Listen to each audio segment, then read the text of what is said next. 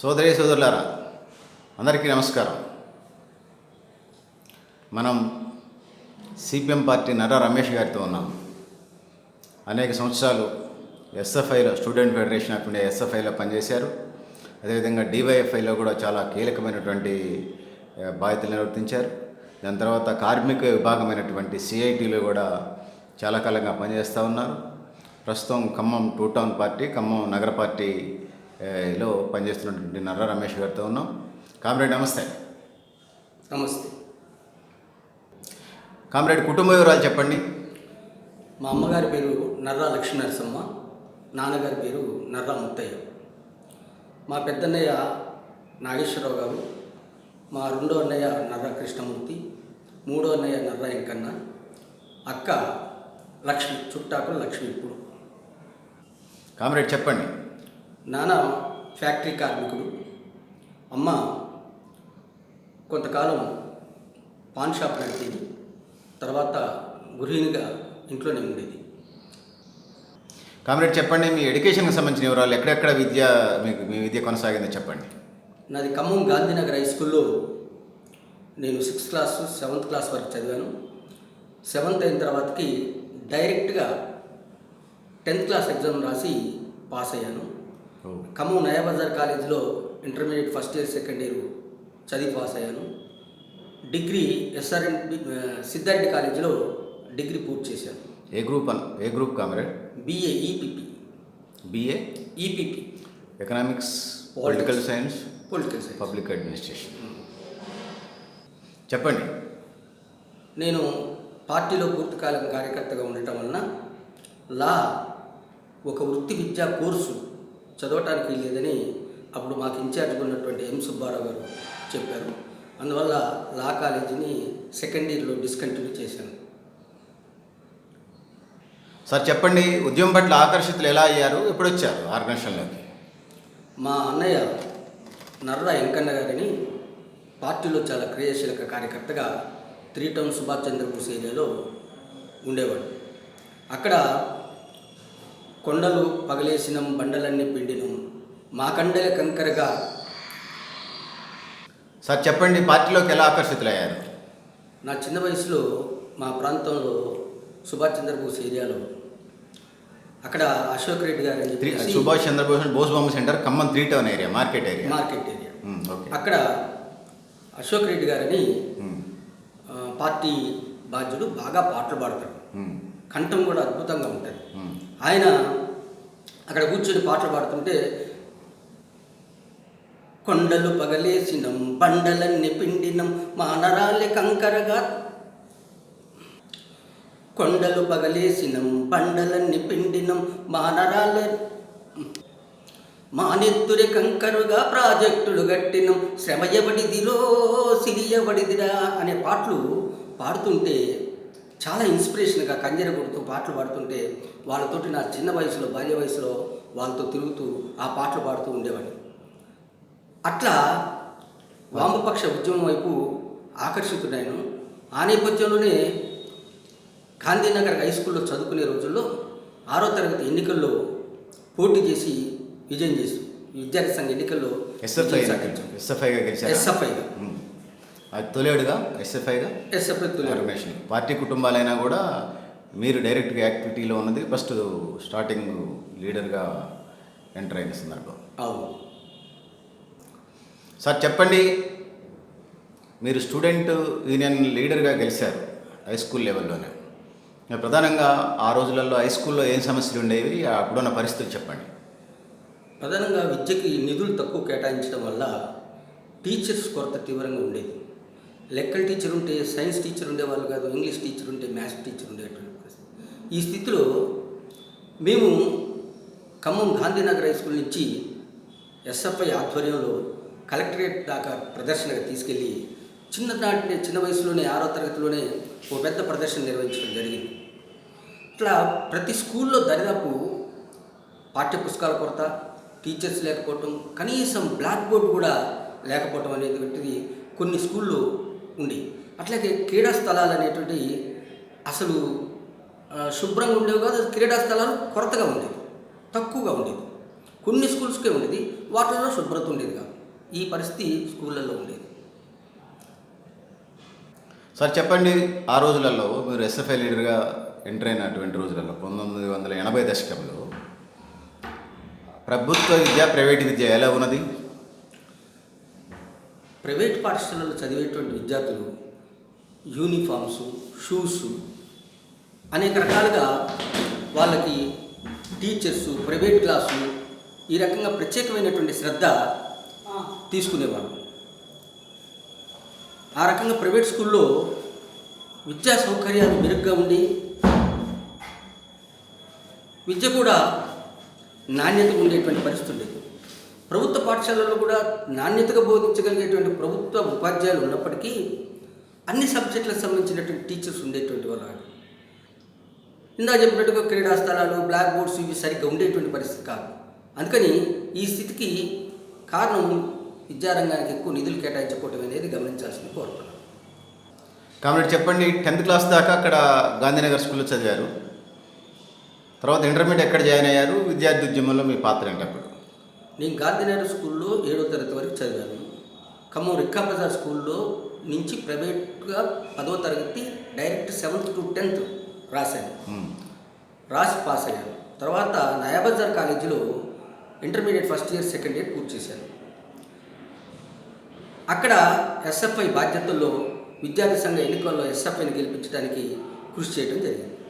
ఆ రోజుల్లో ముఖ్యంగా ఇంటర్ విద్యార్థులు ఎదుర్కొంటున్నటువంటి సమస్యలు చెప్పండి. అక్కడ కూడా అంతే. విద్యారంగానికి నిధులు కేటాయించిన ఫలితంగా అది ఉన్నత విద్య అయినా, ప్రైమరీ విద్య అయినా తీవ్రమైనటువంటి అసౌకర్యాల మధ్య విద్యార్థులు చదువుతున్నటువంటి పరిస్థితి ఉంది. నయాబజార్ కాలేజీలో లెక్చరర్స్ నియమించాలని చెప్పేసి, లెక్చరర్స్ కావాలని చెప్పేసి పోరాడిన సందర్భాలు అనేకం ఉన్నాయి.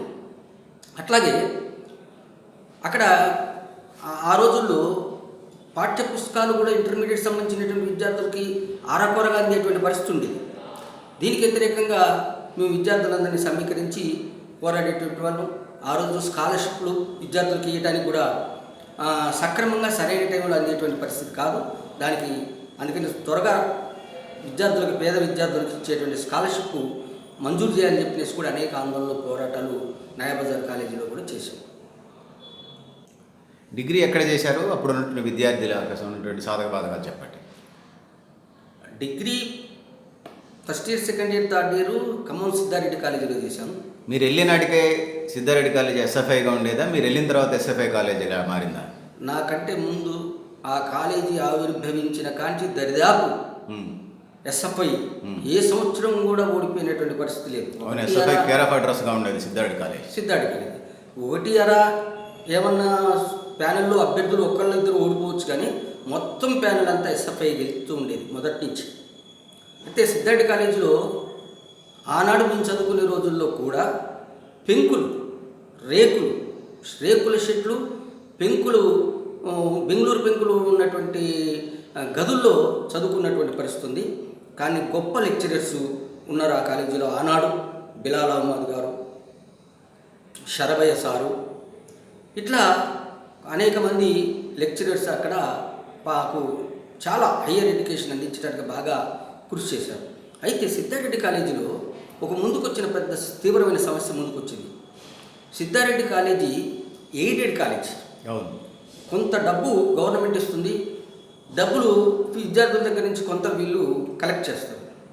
దీనికి అటానమస్ ఇవ్వాలని చెప్పేసి యూనివర్సిటీ, సెంట్రల్ యూనివర్సిటీ నుంచి, అట్లాగే యూనివర్సిటీ నుంచి, హైయర్ ఎడ్యుకేషన్ నుంచి ప్రతిపాదనలు వస్తే మన ఆనాడు సిద్ధారెడ్డి కాలేజీ మేనేజ్మెంట్గా ఉన్నటువంటి రామ్మోహన్ రావు గారు స్వయం ప్రతిపత్తి తీసుకోవాలని చెప్పేసి ప్రయత్నం చేశారు. స్వయం ప్రతిపత్తి తీసుకుంటే ఉండేటువంటి ఇబ్బంది ఏంటంటే ఆయన ఇష్టమైనటువంటి కోర్సులు, ఆయన ఇష్టం వచ్చినటువంటి సబ్జెక్టులు, ప్రజెంట్ నడుస్తున్నటువంటి సబ్జెక్టులు కాకుండా కొత్తగా తీసుకొచ్చి సబ్జెక్టులు పెట్టి ఆయన ఇష్టం వచ్చినట్టు ఫీజులు నిర్ణయించుకోవడానికి, ఇష్టాన్రీతిగా చలామణి కావడానికి అటానమస్ అంటే స్వయం ప్రతిపత్తి. ఆ స్వయం ప్రతిపత్తి దక్కాలని రామ్మోహన్ రావు గారు ప్రయత్నం చేశారు. దానికి వ్యతిరేకంగా పెద్ద ఎత్తున మేము ఆందోళన చేసి అటానమస్ని వెనక్కి తిప్పికొట్టగలిగాం. సెంట్రల్ యూనివర్సిటీలో, హైదరాబాద్ సెంట్రల్ యూనివర్సిటీలో సదస్సు జరిగింది. ఆ సదస్సుకి నేను వెళ్ళాను. చాలామంది వచ్చారు. మా రాష్ట్ర నాయకులు ఉన్నటువంటి కృష్ణయ్య గారు అట్లా వాళ్ళు కూడా వచ్చారు. వైవి గారు, బి వెంకట్ గారు అని చెప్పి వీళ్ళు కూడా వచ్చారు. అందరం కలిసి ఆటానమస్కి వ్యతిరేకంగా అక్కడ సదస్సులో ప్రశ్నించడమే కాదు, ప్లస్ ఇక్కడ ఫిజికల్గా కూడా పోరాడి కాకతీయ యూనివర్సిటీ దగ్గర పెద్ద ఆందోళన ధర్నాలు కూడా చేయడం జరిగింది. వెంకట గారని ప్రస్తావన చేశారు. ఇప్పుడు వ్యవసాయ కార్మిక సంఘం జాతీయ కార్యదర్శిగా పనిచేస్తూ ఉన్నారు. తను ఇప్పటికీ ఎస్ఎఫ్ఐ వెంకట గారు, ఎస్ఎఫ్ఐ వెంకట గారు అంటారు. ఎందుకు ఎస్ఎఫ్ఐ అనేది ఆయనకి బ్రాండ్ నేమ్గా వచ్చింది? ఆయన జూలూరుపాడు మండలం వినోబానగర్ ఆయన గ్రామం. కొత్తగూడెంలో ఎస్ఎఫ్ఐ ఆర్గనైజేషన్ చేశారు. ఖమ్మానికి జిల్లా సెంటర్లో ఉండి పనిచేయాలి రమ్మంటే ఆ కొత్తగూడెం నుంచి ఖమ్మం వచ్చి చాలా సంవత్సరాల పాటు ఖమ్మం జిల్లాలో ఎస్ఎఫ్ఐ నిర్మించడానికి కృషి చేసినటువంటి వ్యక్తిగా ఆయనకు ఆ ఎస్ఎఫ్ఐ వెంకట గారు అని అంటారు. ఇప్పటికీ వ్యవసాయ కార్మిక సంఘంగా పనిచేస్తున్న ఎస్ఎఫ్ఐ వెంకట గారు అనే కొద్దిగా ఎక్కువ పేరు ఉంటుంది. కాబట్టి చెప్పండి, ఎస్ఎఫ్ఐ లీడర్గా మీరు 13 సంవత్సరాలకు పైగా పనిచేశారు. దానికి సంబంధించిన అంశాలు చెప్పండి. ఎస్ఎఫ్ఐ అసలు లైన్ ఏంటి, స్టాండ్ ఏంటి, ఆ రోజుల్లో జరిగినటువంటి ఉద్యమాలకు సంబంధించిన అంశాలు స్పందించండి. ఎస్ఎఫ్ఐగా ఒకటే, చదవాలి, చదువుకొని పోరాడాలి, సమాజాన్ని చదవాలి, సమస్యల పరిష్కారానికి పోరాడాలి. తల్లిదండ్రులు ఏ లక్ష్యంతో అయితే పాఠశాల పంపించారో ఆ పుస్తకాలను అధ్యయనం చేయాలి, వాటిల్లో రాణించాలి, అవకాశం వరకు ప్రభుత్వ ఉద్యోగులు సాధించాలి. అందుకని చదవాలి, చదువుకై పోరాడాలని చెప్పేసి ఎస్ఎఫ్ఐ నినాదం కూడా అనుకుంటాను కదా. నినాదం కూడా. అందుకనే పీజీ విద్య కోసం పీజీ కళాశాల ఖమ్మంలో ఏర్పాటు చేయాలి. ఆనాడు సుమారు 23 లక్షల జనాభా ఉన్నారు. ఆనాడే ఉమ్మడి ఖమ్మం జిల్లాలో 23 లక్షలు సుమారు ఉన్నారు. ఆనాటికి 23 లక్షల జనాభా ఉన్నటువంటి ఖమ్మానికి పీజీ కాలేజీ ఎందుకు ఇరని చెప్పేసి పెద్ద ఎత్తున ఎస్ఎఫ్ఐ పోరాటం చేసింది. మిగతా విద్యార్థి సంఘాలు కూడా పాల్గొన్నాయి. కానీ ఎస్ఎఫ్ఐ బలమైన శక్తిగా ఖమ్మం జిల్లాలో ఉండబట్టి మొత్తం జిల్లా వ్యాప్తంగా పెద్ద ఎత్తున ఆందోళన పోరాటం చేయడం జరిగింది. ఆనాడు ఖమ్మం ఎమ్మెల్యేగా ఉన్నటువంటి మంచికంటి రామకృష్ణరావు గారు ప్రత్యేకించి దీని మీద పోరాటం చేసి ఆయన కూడా మా విద్యార్థి ఉద్యమానికి మద్దతుగా మంచికంటి రామకృష్ణరావు గారు నైట్ పీజీ కాలేజీ మంజూరైనట్టుగా ఆర్డర్ కాపీ తీసుకొని ఆయన ఖమ్మం రావడం జరిగింది. కాబట్టి చెప్పండి, 13-14 సంవత్సరాల పాటు ఎస్ఎఫ్ఐ లీడర్గా పనిచేశారు. తర్వాత యువజన సమాఖ్య డివైఎఫ్ఐలోకి వచ్చారు. మీరున్న పీరియడ్లో పెద్ద ఎత్తున కబడ్డీ పోటీలు గ్రామీణ స్థాయి నుంచి ఉమ్మడి ఆంధ్రప్రదేశ్లో హైదరాబాద్ దాకా స్టేట్ లెవెల్ దాకా టోర్నమెంట్లు జరుగుతూ ఉండేవి. యువజన సంఘానికి సంబంధించి వచ్చిన తర్వాత మీరు ఏ బాధ్యతలు నిర్వర్తించారో చెప్పండి. ఖమ్మం జిల్లా ఉపాధ్యక్షుడిగా, ఖమ్మం జిల్లా అధ్యక్షుడిగా డివైఎఫ్ఐ, ఖమ్మం జిల్లా కార్యదర్శిగా. మీరు సండ్ర వెంకటేరయ్య గారు ఒక పీరియడ్లో చేశారు. వెంకటేరయ్య గారు ఫస్ట్ జిల్లా సెక్రటరీ ఉంటే నేను జిల్లా అధ్యక్షుడు ఉన్నా. ఆయన ఎమ్మెల్యే అయ్యాక, వెంకటేరయ్య ఎమ్మెల్యే అయ్యాక జిల్లా అధ్యక్షుడు ఆయన అయ్యాడు, జిల్లా సెక్రటరీ నేనయ్యాను. ఆ రకంగా మా ఇద్దరి మధ్య సఖ్యతతోటి మంచి కాంబినేషన్లో జిల్లాలో యువజన ఉద్యమాన్ని బాగా బలోపేతం చేయడానికి కృషి చేసాం. బలమైనటువంటి పోరాటాలు కూడా జరిగాయి. ఇప్పుడు కనిపిస్తే మాట్లాడతారా? మాట్లాడతాం. సో చెప్పండి, కబడ్డీ పోటీలు నేను కూడా డైరెక్ట్గా చూశాను. పెద్ద ఎత్తున జరిగాయి కదా రాష్ట్ర వ్యాప్తంగా జరిగాయి కబడ్డీ పోటీలు. డివైఎఫ్ఐ అంటే కబడ్డీ పోటీలు. డివైఎఫ్ఐ విస్తృతంగా ఖమ్మం జిల్లాలో గ్రామీణ ప్రాంతాల్లో ఉన్నటువంటి యువకుల్లో ఉన్నటువంటి క్రీడా నైపుణ్యాన్ని వెలికి తీయడం కోసం షటిల్ టోర్నమెంట్లు, కబడ్డీ ఇట్లా అనేక ఆటల పోటీలు నిర్వహించేవాళ్ళం. సంక్రాంతి సందర్భంగా కూడా అనేక ఆటల పోటీలు డివైఎఫ్ఐ నిర్వహించేది పెద్ద ఎత్తున. ఖమ్మం జిల్లాలో ఖమ్మం డివిజన్ ప్రాంతం అన్నప్పుడు పాలేరు ఈ మిగతా ప్రాంతాలతో కలిపి ఖమ్మం డివిజన్గా ఉండేది, రెవెన్యూ డివిజన్. అట్లా ఉన్నటువంటి డివిజన్ ఖమ్మం డివిజన్ స్థాయిలో కబడ్డీ ట్రోఫీ అని చెప్పేసి గ్రామ స్థాయిలో కబడ్డీ పోటీలు జరుగుతాయి. అట్లాగా మండల స్థాయి, ఆఖరికి ఫైనల్గా డివిజన్ స్థాయి. గ్రామ స్థాయి తర్వాత నేను ఎరుగుతాను. గ్రామ స్థాయి తర్వాత మండల స్థాయి జరిపేవాళ్ళు. మండల స్థాయి తర్వాత నియోజకవర్గ స్థాయి జరిపారు. నియోజకవర్గ స్థాయి తర్వాత జిల్లా స్థాయి జరిపేవాళ్ళు. దాని తర్వాత స్టేట్ లెవెల్ టోర్నమెంట్కి వచ్చేవాళ్ళు. ఇట్లా పెట్టేవాళ్ళం. దీనికి మాకు అప్పుడు కొద్దిగా సలహాలు, సూచనలు ఇవన్నీ మాకు ఇచ్చేది తమ్మినేని వీరభద్రం గారు. ఆ ఆలోచన కూడా తమ్మినేని వీరభద్రం గారు చేసి మా యువజన రంగానికి ఈ క్రీడా పోటీలు పెట్టడం వల్ల గ్రామీణ స్థాయిలో ఉన్నటువంటి యువతను కూడా యువజన రంగం డివైఎఫ్ఐకు మలుచుకోవడానికి మంచి అవకాశం దొరికింది. అంటే ఐక్యత కోసం ఆటలు అనే దానితోనే ప్రారంభించినటువంటి డివైఎఫ్ఐ క్రీడలు రాష్ట్ర వ్యాప్తంగా గ్రామీణ ప్రాంతాల్లో ఉన్న యువతకు అది శారీరక దారుఢ్యం కోసం కానీ మానసిక ఉల్లాసం కోసం కానీ ఉపయోగపడ్డాయని నేను కూడా భావిస్తూ ఉన్నాను. ఉమ్మడి ఖమ్మం జిల్లాలో యువజన విభాగం ప్రధానమైన బాధ్యతలు నిర్వర్తించారు మీరు ఉమ్మడి ఖమ్మం జిల్లాకు సంబంధించి. అప్పుడు ఉన్నటువంటి యువజన సమస్యలు ఏంటి, ఏం పోరాటాలు చేశారో చెప్పండి. ఖమ్మం జిల్లాలో డివైఎఫ్ఐగా యువతీ యువకుల మేలు కోసం, సంక్షేమం కోసం, వాళ్ళ అభ్యున్నతి కోసం పోరాడేటువంటి యువజన సంఘంగా ఈ జిల్లాలో ఉన్నటువంటి ఉద్యోగ అవకాశాలు ఏంటి అని చూసినప్పుడు చెరలో బొగ్గుబాయి తవ్వకాలు ప్రారంభించాలి, అక్కడ సుమారు 8,000 మందికి ఉద్యోగాలు అవకాశం ఉంది, అట్లాగే చుట్టుపక్కల ఉపాధి దొరికేటువంటి అవకాశం ఉంది, అట్లాగే సత్తుపల్లిలో జ్యూస్ ఫ్యాక్టరీ ఏర్పాటు చేయాలి, ఇల్లందు దగ్గర ఉన్నటువంటి బయ్యారం దగ్గర టైల్స్ పరిశ్రమ ఏర్పాటు చేయాలని చెప్పేసి ఈ అంశాల మీదనే జిల్లా వ్యాప్తంగా పెద్ద ఎత్తున ఒక సంవత్సరం పాటు పెద్ద పోరాటాలు చేసాం. ధర్నాలు, దీక్షలు, కలెక్టరేట్ ముట్టలు ఇట్లాంటివన్నీ చేసాం. ఎందుకంటే ఈరోజు కేరళ రాష్ట్రం ఉందంటే వాళ్ళు మనం వాడుకునేటువంటి కర్లాన్ పరుపులు, దిండ్లు ఇవన్నీ కూడా కేరళలో తయారయ్యేటువంటి అక్కడ కొబ్బరి ఎక్కువ పండుతుంది కాబట్టి దాన్ని ఉపయోగించుకొని అక్కడ ఆ పీచును ఉపయోగించుకొని కర్లాన్ పరుపులు ఇట్లాంటివన్నీ తయారు చేసి వాళ్ళు అమ్ముతున్నారు. మరి మన దేశం, మన రాష్ట్రం, మన జిల్లాలో, మన కాడ, మన చెరువులో బొగ్గుబాయిలు ఉన్నాయని నిర్ధారణకు వచ్చి బొగ్గు తీయడానికి ఎందుకని కాడారు? ఈరోజు అంటే ఇప్పుడు మొదలుపెట్టారు. ఆనాడు మేము చేసిన పోరాటం ఫలితంగానే చెరువులో బొగ్గుబాయి తవ్వకాలు ప్రారంభించారు. అందుకని జ్యూస్ ఫ్యాక్టరీ కూడా సత్తుపల్లిలో ఏర్పాటు చేయొచ్చు.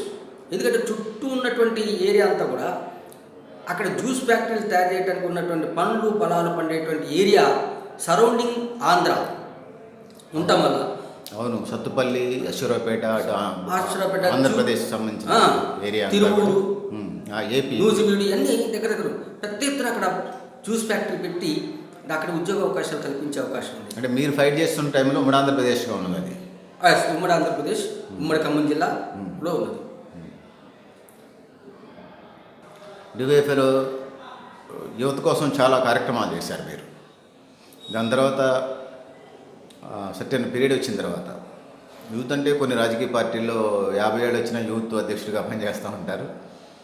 కానీ 35 వామపక్షాలు అంటే 30 సంవత్సరాలు దాటితే ఖచ్చితంగా రిలీవ్ అవ్వాల్సిందే. సో రిలీవ్ అయిన తర్వాత సిఐటీలోకి వచ్చారు. సిఐటీలో నిర్వర్తించిన బాధ్యతలు చెప్తూ ప్రధానంగా సంఘటిత రంగం, అసంఘటిత రంగంలో కార్మికులు ఎదుర్కొంటున్నటువంటి ప్రధానమైన సమస్యలు చెప్పండి. సిఐటి జిల్లా కమిటీ సభ్యుడిగా ఉంటూ ఖమ్మం టౌన్ సిఐటి అధ్యక్షుడిగా పనిచేశాను. హమాలీల సమస్యల మీద, హమాలీల డిమాండ్స్ మీద పోరాడాను. అంటే ఏంది, వాళ్ళకి కనీస వేతనాలు తక్కువ ఉన్నాయా? వేతనాలు ఇవ్వాలని, ఎక్కువ వేతనాలు పెంచాలని, వాళ్ళ కష్టానికి తగ్గట్టుగా. అట్లాగే ఎఫ్సిఐ హమాలీలు వాళ్ళ సమస్యల మీద పోరాడం. ఇట్లా టౌన్లో ఉన్నటువంటి హమాలీలు, దడవాయిలు, ఇట్లా ఉన్నటువంటి కూరగాయల మార్కెట్ హమాలీలు వీళ్ళ కోసమే కాకుండా సిఐటికి care of address Khammam town. బలమైన సంఘం సిఐటి.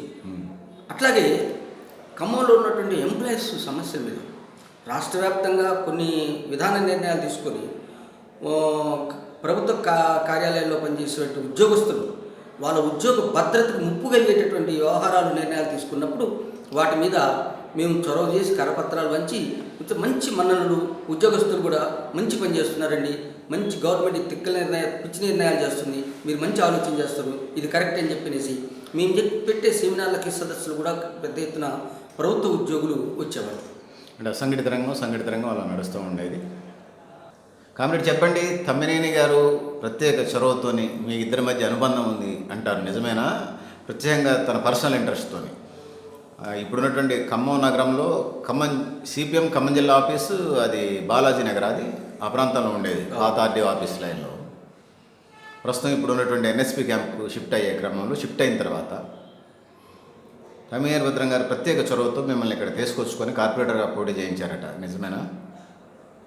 అయితే నేను 2000 దాకా 3 టౌన్ ఏరియాలో నివాసం ఉన్నాను. ఇప్పుడు పార్టీ సిపిఎం ఆఫీస్, జిల్లా ఆఫీస్ ఉన్నది 2 టౌన్ ఏరియా కింద 2 టౌన్ ఏరియా. ఇటువైపు 2 టౌన్కి 2000 సంవత్సరంలో నేను ఇల్లు మారి ఇక్కడికి వచ్చాను. ఇక్కడికి వచ్చాక నేను ఒకరోజు ఆ కార్పొరేషన్ ఎన్నికలు, మున్సిపాలిటీ ఎన్నికలు జరుగుతుంటే ఈ ఎన్నికల సందర్భంగా నాకు కొన్ని బాధ్యతలు ఇచ్చారు. ఎక్కడ మన నిజాంపేట ఏరియాలో శాఖా సమావేశంలో ఉన్నాను నేను. అక్కడ బాధ్యత చూడమంటే అక్కడ చూస్తున్నాను. సడన్గా నాకు ఒక ఫోన్ వచ్చింది. ఫోన్ వచ్చి, నువ్వు ఎక్కడ ఉన్నావు అంటే పలానా చోట ఉన్నాను. ఏం పని అక్కడ అంటే ఎన్నికల పని, శాఖ సమావేశం పెట్టామన్నాను. మరి నిన్నెవరు గెలిపించాలి, నువ్వు అక్కడ పోయి ఉంటే అని చెప్పి అన్నారు. నన్ను గెలిపించడం ఏంటనే నాకు అర్థం కాదు. ఎవరన్నారు ఈ మాటలు?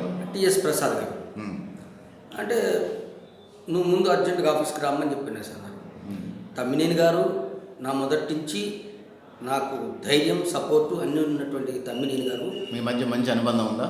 బాగా నన్ను బాగా ప్రోత్సహించినటువంటి తమ్మినేని గారు. వాళ్ళంతా నిర్ణయం తీసుకున్నారు. టీఎస్ గారు, తమ్మినేని గారు వాళ్ళంతా నిర్ణయం తీసుకున్నారు. టీఎస్ గారేమో ఫోన్ చేశాడు. ఫోన్ చేస్తే వచ్చాను.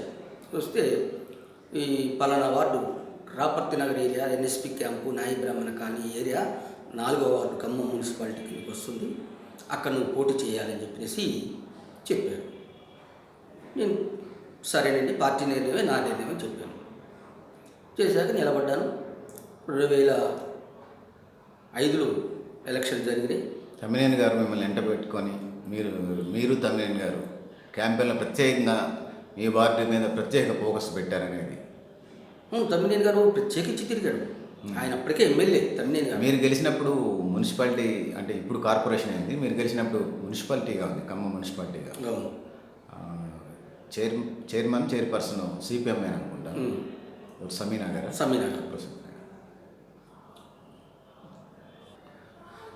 ఖమ్మం మున్సిపాలిటీగా ఉన్నప్పుడు 4వ వార్డు కౌన్సిలర్గా గెలిచారు. అప్పుడు ఉన్నటువంటి పరిస్థితి చెప్పండి. 2005లో గెలిచాక ఖమ్మంలో ఉన్నటువంటి సమస్యలు మ్యాక్సిమం పరిష్కరించడానికి అప్పుడు ఉన్నటువంటి చైర్పర్సన్ అప్రోచ్ సమీనా గారు, పాలకవర్గంగా ఉన్నటువంటి మేమంతా, ఆనాడు ఉన్నటువంటి ఇతర ప్రతిపక్ష సభ్యులు కూడా సహకారం తీసుకొని అందరి మన్నను పొందేటట్టుగా నీతి నిజాయితీతో కూడినటువంటి పరిపాలన అందించింది సమీనా గారు. అవినీతికి తావులేనటువంటి పరిపాలన ఖమ్మం పట్టణ ప్రజలకి అందించింది. చిర్రావూరి లక్ష్మీనరసయ్య గారిని ఆదర్శంగా తీసుకుని పరిపాలన కొనసాగించింది. ఈ పరిపాలన ఇలా కొనసాగించడానికి నగరపాలక మున్సిపాలిటీలో పాలన ఎలా సాగాలనేది ఆనాడు ఎమ్మెల్యేగా ఉన్నటువంటి తమ్మినేని గారు నిరంతరం గైడ్ చేస్తుండేవారు. తమ్మినేని గారు గైడెన్స్ తీసుకొని ప్రజాప్రణాళిక అనేటువంటిది ఒక రూపొందించి, తమ్మినేని గారి స్వయంగా పర్యవేక్షణలో ప్రజాప్రణాళిక అనేది ఒకటి రూపొందించి, ఆ ప్రజాప్రణాళికకు అనుగుణంగా ఖమ్మం పట్టణంలో ఉన్నటువంటి సమస్యలన్నింటినీ పరిష్కరించడానికి మ్యాక్సిమం ప్రయత్నం చేశాం. కాబట్టి చెప్పండి, మీరు కార్పొరేటర్గా ఉన్నప్పుడు, కార్పొరేటర్ అంటే నగరపాలక సంస్థ కదా, మీరు మున్సిపాలిటీలో కౌన్సిలర్గా ఉన్నారు. ఇప్పుడు కౌన్సిలరే కదా, మున్సిపాలిటీ కౌన్సిలరు, నగరపాలక సంస్థ అయితే కార్పొరేటర్. మున్సిపాలిటీలో అప్రోచ్ సమీనా గారు చైర్పర్సన్గా ఉన్నప్పుడు మీరు 4వ వార్డు కౌన్సిలర్గా ఉన్నారు. మీరు అనేక, అంటే వార్డులో ఉన్నటువంటి సమస్యలు ఎవరికైనా వచ్చినా కూర్చోబెట్టి మాట్లాడేవాళ్ళు. దాన్ని ప్రజా దర్బారు పెట్టేవాళ్ళు. నర్రా రమేష్ గారిని కలవాలంటే 3 అంచెల వ్యవస్థ ఉంటుంది. నర్రా రమేష్ గారిని కలవాలంటే ముందు బయట ఒకళ్ళ పర్మిషన్ తీసుకోవాలి, బయట ఉన్న వాళ్ళది. దాని తర్వాత రమేష్ గారి ఎంట్రన్స్ రూమ్ ముందు పర్మిషన్ తీసుకోవాలి. 3వ ఫేజ్లో రమేష్ గారిని కలవడానికి ఆస్కారం ఉంటుంది. నిజమేనా ఇట్లా 3 అంచెల వ్యవస్థ నడిచిందా? ఏ అంచెల వ్యవస్థ లేదు. డైరెక్ట్గా నన్ను వచ్చేవాళ్ళు. ఎంత చొరవ అంటే ఎన్ఎస్పి క్యాంపులో క్యాంప్ కార్యాలయంగా ఎన్ఎస్పి క్వార్టర్ నాకు ఎన్ఎస్పి జేఈ గారు ఇచ్చారు. ఆ క్యాంపులోకి డైరెక్ట్ ఇంట్లోకే వచ్చేవాళ్ళు. ఎవరెవరికి మధ్యలో వాళ్ళ పర్మిషన్ వీళ్ళ పర్మిషన్ అంటూ ఏమీ లేదు. డైరెక్ట్గా వచ్చి సమస్యలు చెప్పుకునేవాళ్ళు. రోడ్డు మీద నేను వాళ్ళకి ఏమైనా దరఖాస్తు రాసి ఇవ్వాలన్నా, సంతకాలు పెట్టాలన్నా, ముద్ర వేయాలన్నా అవన్నీ కూడా వాళ్ళకి కావాల్సినటువంటి ప్రజలకు అవకాశం ఉన్నాయి, అందుబాటులో నా దగ్గర ఉన్నాయని చేయగలిగేవన్నీ చేశాను. కామ్రేడ్ చెప్పండి, మీరు ప్రజలకి ఏం సందేశం ఇవ్వదలుచుకున్నారు? కమ్యూనిస్టులైనా, సాధారణ ప్రజలైనా, ఉన్నత నాయకుడైనా, కింది స్థాయి కార్యకర్త అయినా, ఎవరైనా సరే నీతిగా నిజాయితీగా అవకాశం ఉన్న వరకు జీవించటం, ఇతరులకు సహాయపడటం, ఇతరులకి చేయగలిగినంత సహాయం చేయటం, మన చేతుల్లో అవకాశం ఉన్న దాన్ని ఏది వదులుకోకుండా చేయగలిగేటువంటి సాయం అంతా చేయాలి. ఆ రకంగా ఈర్ష్య ద్వేషం లేని, కల్లా కపటం లేనటువంటి ఒక స్వచ్ఛమైనటువంటి జీవితాన్ని గడిపితే చాలా ఆరోగ్యంగా ప్రశాంతంగా మనం జీవించడానికి అవకాశం ఉంటుంది. అందరం అలా ఉండాలని చెప్పేసి కోరుకుంటూ, కమ్యూనిస్టుగా జీవించడం అనేది చాలా గొప్ప విషయం. ఒక్కరోజైనా కమ్యూనిస్ట్గా జీవించి బతకాలి అనేది నా యొక్క అభిప్రాయం, సూచన. కామ్రేడ్ చెప్పండి, 35-40 సంవత్సరాల రాజకీయ జీవితం మీది. చదువుకున్నారు, ఉన్నత విద్యను అభ్యసించారు, మంచిగా సామాన్య మధ్యతరగతి కుటుంబాలను చూసినటువంటి మీరు జాబ్ చేసుకుంటే కనీసం ఈరోజు 20,000 40,000 ఉద్యోగం సంపాదించగలిగారు నెలకి. పార్టీ అంటేనే ముఖ్యంగా వామపక్ష పార్టీలు అంటే కనీస వేతనాలతో మినిమం వేజెస్ అంటే మళ్ళీ అది 18,000 20,000 ఉంటుంది. పార్టీ వేతనాలు వేరుగా ఉంటాయి. 2,000 3,000 వీటితోనే గడపాల్సి ఉంటుంది కుటుంబం అంతా కూడా. ఈ నేపథ్యంలో ఇట్లాంటి పరిస్థితుల్లో పార్టీలోకి వచ్చారు. వచ్చిన తర్వాత మీ జర్నీ ఎలా సాగింది?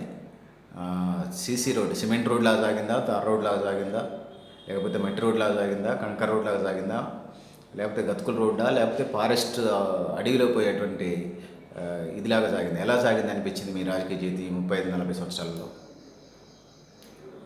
కమ్యూనిస్ట్ పార్టీ జీవితం అంటేనే కష్టాలమే. 17 కేసులు నా మీద పెట్టారు. పార్టీలో ఉన్నప్పుడు, ప్రజా సంఘాల్లో ఉన్నప్పుడు నా మీద పోలీసులు పెట్టారు. అవన్నీ ఉద్యమ కేసులు. 16 కేసులు కోర్టులు చుట్టే సరిపోవడం సరిపోయారు.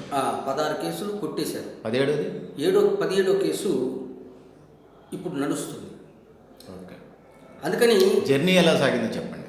అదే జర్నీలో ఈ ఉద్యమ బాటలో నడిచినంత కాలం నడుస్తుంటాం. అదే సందర్భంలో ఒక తృప్తి ఉంటుంది. ప్రజలకి ఇది చేయగలిగాం, మంచి చేసినప్పుడు ఒక తృప్తి ఉంటుంది. అట్లాగే నడిచే బాటలో అచ్చంగా తార్ రోడ్డు ఉండదు, అచ్చంగా సిమెంట్ రోడ్డు ఉండదు, డొంకర్ ఉంటుంది, అప్ అండ్ డౌన్స్ ఉంటాయి, ఎత్తుపల్లాలు ఉంటాయి, కింద పడతాం లేస్తాం, ఇట్లా సహజంగా జరుగుతాయి. జీవనం సాఫీగా ఉంటుంది అనేది కూడా లేదు. కానీ కమ్యూనిస్టు జీవితం ఎంత ముళ్ళబాటో అంత తృప్తినిచ్చేటువంటి జీవితం. అందుకని మంచిగానే నా జర్నీ, ప్రయాణం కమ్యూనిస్టు ఉద్యమంలో సాగిందని నేను అనుకుంటున్నాను. Thank you. మేము అడగగానే మా న్యూ లక్ష్య ఛానల్కు ఇంటర్వ్యూ ఇచ్చిన నర్ర రమేష్ గారికి ధన్యవాదాలు. భవిష్యత్ జీవితం కూడా మంచి ఆరోగ్యవంతంగా, పిల్ల పాపలు అంటే పిల్లలు కూడా ఉన్నారు కాబట్టి మనవాళ్ళు మనరాళ్ళు అనాలి, మనవాళ్ళు మనరాళ్ళతోని అష్టైశ్వర్యాలతో భోగభాగ్యాలతో, సరే మీరు ఇవన్నీ అంగీకరించడం నాకు తెలుసు చాలా కాలంగా. సో మా పద్ధతిలో మేము చెప్పాలి కాబట్టి చెప్తున్నాను. భవిష్యత్ జీవితం నిండు 100 ఏళ్ళు జీవించాలని, అష్టైశ్వర్యాలతో భోగభాగ్యాలతో మనవాళ్ళు మనరాళ్ళతో మీ భవిష్యత్ ప్రయాణం కొనసాగాలని మనస్ఫూర్తిగా కోరుకుంటూ thank you comrade. Thank you very much. Thank you. Narra Ramesh గారితో, గరిడేపల్లి సత్యనారాయణ, ఖమ్మం జిల్లా, తెలంగాణ రాష్ట్రం. Thank you very much.